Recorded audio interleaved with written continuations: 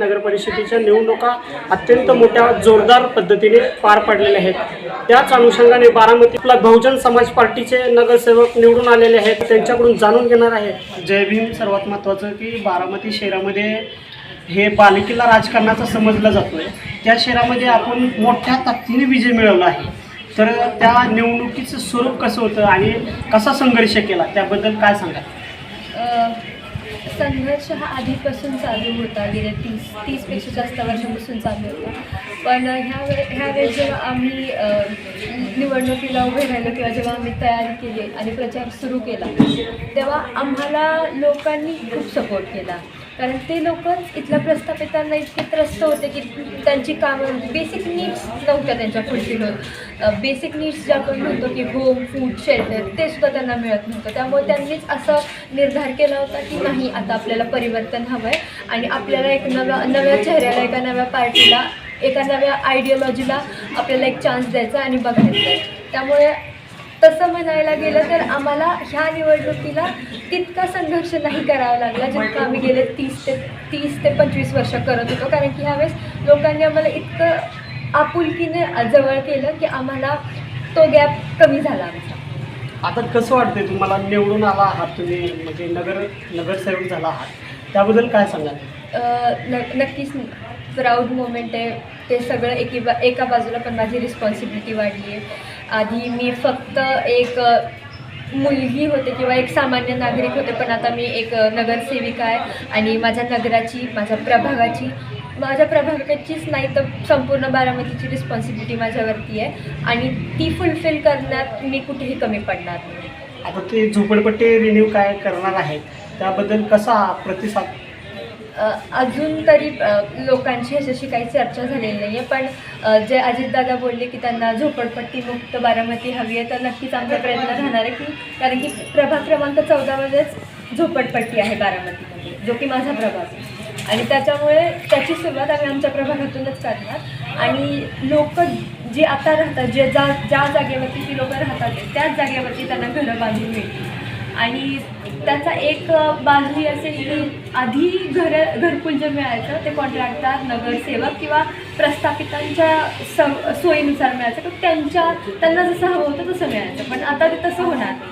आता जी लोकं तिथं राहतात, ज्यांना तिथं राहायचं आहे, त्यांच्या हिशोबाने ते मिळणार, त्यांच्या सोयीनुसार ते मिळणार।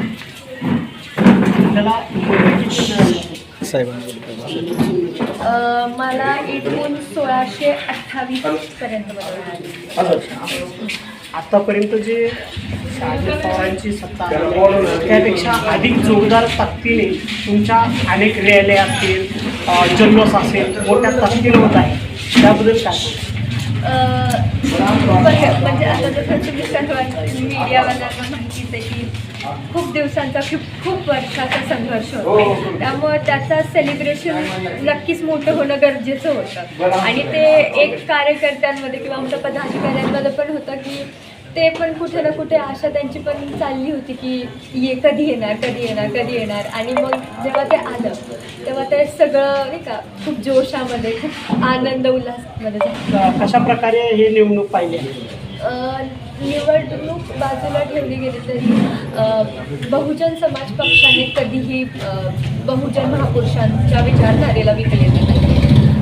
आम्ही किंवा पक्षाने नेहमी ट्राय केलेलं आहे की महापुरुषांची जी विचारधारा आहे ती इथं आपण एस्टॅब्लिश करूया, त्यांना अजून मजबूत करूया।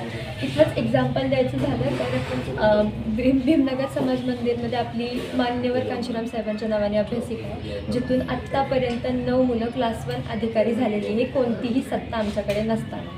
आणि आत्ता जर आमच्याकडे सत्ता आली आहे तर माझा तरी पूर्ण प्रयत्न राहील की त्या अभ्यासिकेला मी अजून पाठबळ देऊ, तिथून अजून मुलं, अजून ऑफिसर्स झालेली पार पडलेली आहे निवडणूक। आत्ताच्या तरुणाईला काय संदेश द्यायला आपण? माझं जे तरुण आहेत, जे युवा आहेत, त्यांना इतकंच सांगायचं आहे की किंवा आमचं जेव्हा संभाषण होतं तेव्हा खूप तरुण युवा म्हणतात की आम्हाला पॉलिटिक्समध्ये इंटरेस्ट नाही किंवा आमचा काही संबंध येत नाही.